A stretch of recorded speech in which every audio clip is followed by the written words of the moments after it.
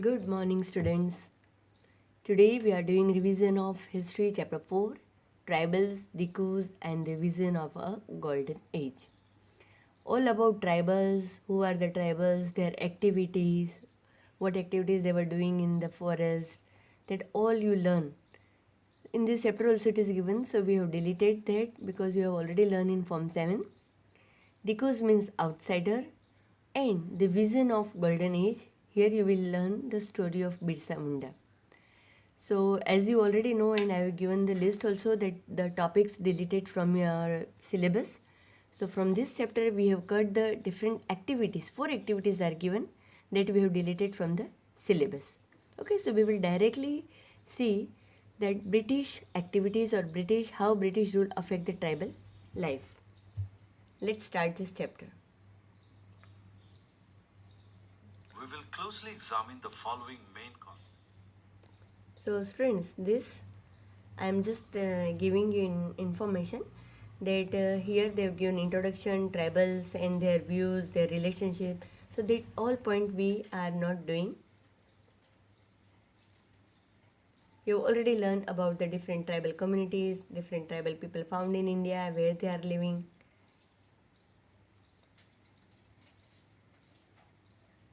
They were practicing Zoom cultivation.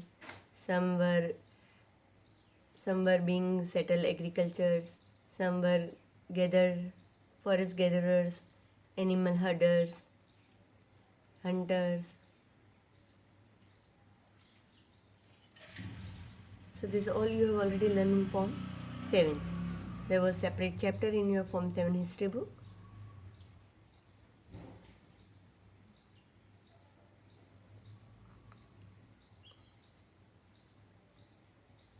Here now they are giving the views of the British, how Britishers were thinking of tribal activity, or how they reacted, how their policies affect their life.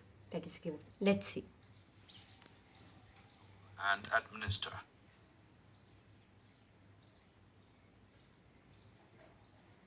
Let us look at the condition of tribal chiefs before and during the British rule. Before the British rule, the tribal chiefs were people of importance. They enjoyed a certain amount of economic power. They owned the right to administer and control their territories. In certain cases, they even had their own police. They even decided on the local rules of land and forest management. During the British rule, functions and powers of the tribal chiefs changed. They were allowed to keep their land titles and rent out lands. However, they lost their administrative power. They were forced to follow laws made by British officials in India. They had to pay tribute to the British, and they were disciplined by the British. They were to discipline the tribal groups who were unable to fulfill their traditional functions. So you saw how were the tribal chief before British rule and how their rules, regulations, their life was changed, affected by British rule. So tribal chiefs were enjoying lots of power in their own group, their own amongst their own tribal people. But then British changed everything. The British wanted tribal groups to settle down and become peasant cultivators. They wanted a regular source of revenue. They introduced land settlements and fixed revenues. Settling of Jhum cultivators was not successful. Northeast Jhum cultivators in India insisted on continuing with traditional practices. Right to carry on shifting cultivation in some parts of the forest had to be granted. Policy of land settlement. The British officers measured the land and defined the rights of each individual to that land. They fixed the revenue. Some peasants were declared landowners, others tenants.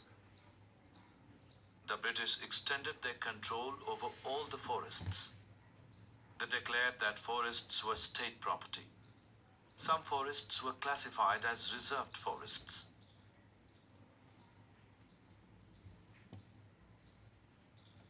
People were not allowed to move freely inside the reserved forests. Practicing jhum cultivation, collecting fruits, and hunting animals in the reserved forests was also prohibited.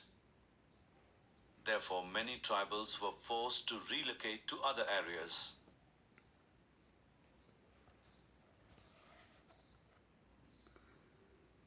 Once people shifted from the forests, the British faced a problem of labor. They needed labor to cut trees for railway sleepers and also to transport the logs. The British soon came up with a solution to solve the problem of labor. They gave small patches of land in the forests to the jhum cultivators. They allowed them to cultivate this land on the condition that those living in the village would provide labor to the forest department. This move ensured a regular supply of cheap labor. So here you saw that first, because of their policy, they started moving from their places. They migrated the villages. Then soon Britishers found that who will do the labor work for them. So they come up with some solution. So every time British were thinking how to maximize the profit, how to earn, how to exploit these people. So for that they keep on changing their policies. Many tribals reacted against the forest laws made by the British. They disobeyed the new rules and continued with their old practices. The revolt of Sangram Sangama in 1906 in Assam was one such revolt. It was followed by the forest satyagraha of 1930s in the central provinces. During the 19th century, traders and moneylenders frequented the forests to buy products and offer loans. They also offered them work on wages. Initially, the tribals did not understand the consequences of these developments. Let's take the case of silk growers. Indians search for work. The condition of tribals that had moved out in search of work was even worse. In the late 19th century, tea plantations and mining had become important industries. Tribals were recruited to work in the plantations and mines through contractors. The contractors paid them very less and even prevented them from returning home. Tribal rebels. Let us discuss about the reasons behind various tribal uprisings and their effects. The tribals rebelled against the changes in laws, the restrictions on their practices, the new taxes they had to pay, the exploitation by traders and moneylenders. See, note down all Let us this. have a look at the various tribal revolts that took place in India under the colonial rule by viewing the following animation. See, here you can see the various reasons, changes in law, restriction on their original practices. They have to pay more taxes, exploitations by traders and moneylenders. These all are the main reasons why tribal rebels. Let us have a look at the various tribal revolts that took place. 1831 to 32, Rebellion of the Colts. 1855, Rising of the Santals. 1906, Revolt of Sangram Sangama. 1910, Bastar Rebellion. 1930, Forest Satyagraha. And 1940, Worli Revolt.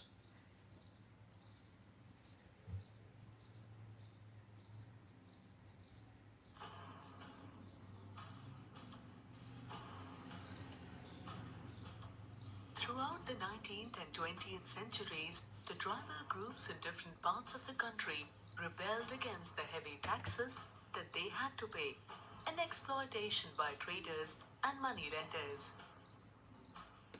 The Gauls rebelled in 1831 to 32.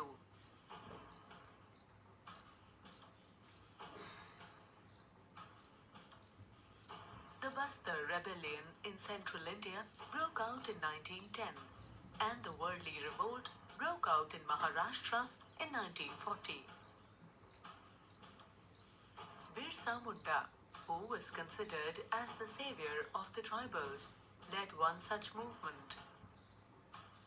As a child, he witnessed the sirdars, or leaders of his community, urging the people to revolt.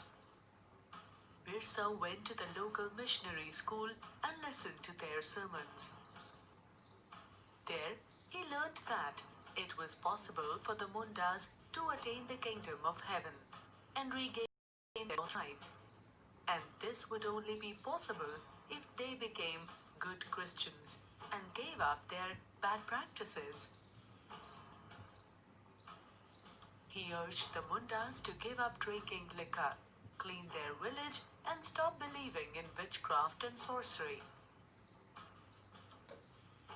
He urged his followers to recover their glorious past. In order to do this, he talked of a golden age in the past, a Satyug, the age of truth. This was the time when Mundas lived a good life, constructed embankments, planted trees and orchards, practiced cultivation to earn their living. Birsa also wanted people to once again work on their lands, settle down, and cultivate their fields. With Birsa's rebellion, the British became worried. Birsa wanted to drive out the missionaries, moneylenders, Hindu landlords, and the government. He wanted to set up the Munda Raj. As the movement spread, the British arrested Birsa in 1895, convicted him on charges of rioting, and jailed him for 2 years. Birsa's followers started attacking police stations and churches and raided the property of moneylenders and zamindars. They raised the white flag as a symbol of Birsa Raj. In 1900, Birsa died of cholera and the movement faded out. However, Birsa's movement was significant as it forced the government to introduce laws so that the land of the tribals could not be easily taken over by the Tekus.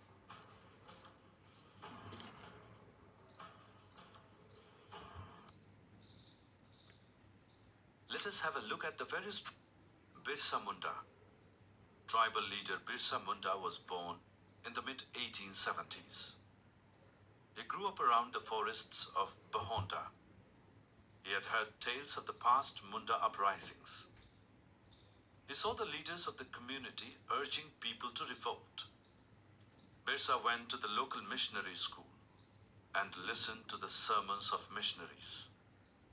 He also spent some time in the company of a prominent Vaishnava preacher. He soon began to value the importance of purity and piety.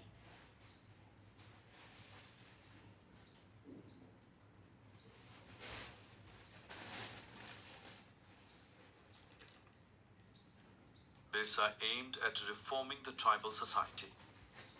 He urged the Mundas to give up drinking liquor, clean their village, and stop believing in witchcraft and sorcery. In 1895, Birsa urged his followers to recover their glorious past. He talked of the golden age of the past. He wanted people to once again work on their land, settle down, and cultivate their fields. The British officials were worried about the political aim of the Birsa movement. The land policies of the British were destroying the traditional land system of the Mundas. The Hindu landlords and moneylenders were taking over their land. Missionaries were also criticizing the traditional culture of the Mundas.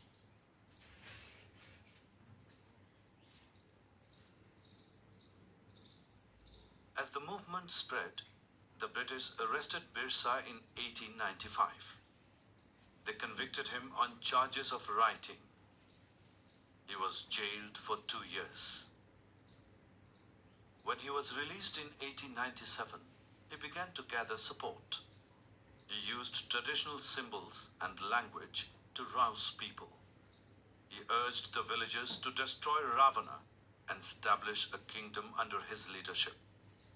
Birsa's followers raised a white flag as a symbol of Birsa Raj.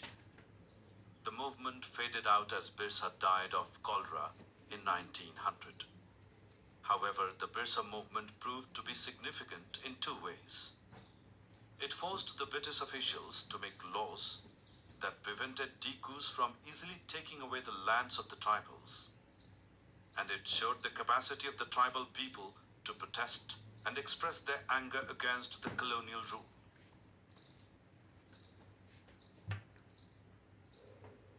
Answer the following. Some tribal groups were engaged in shift cultivation, while some other were gatherers and hunters. Many tribals were herdsmen, while some others also engaged in settled cultivation. Tribal chiefs had enormous power before the British rule, but later on they were required to follow laws made by the British. The British extended their control over the forests and declared them as state property. Tribals were not allowed to practice June cultivation and they had to move to other places in search of work.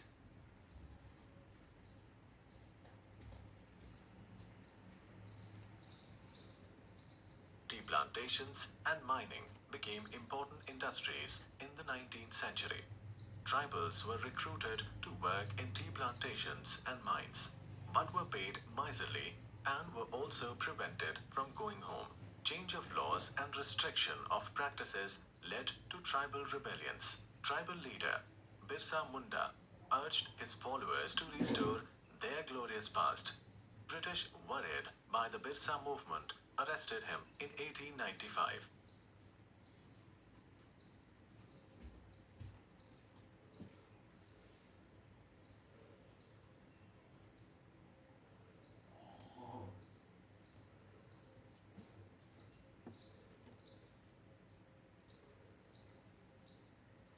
These are the various glossaries you learn in this chapter. Inside, I think nothing is given. Okay, so children, this was your chapter 4 revision. Please keep watching all this video, repeat it so you can get proper understanding. Goodbye, students.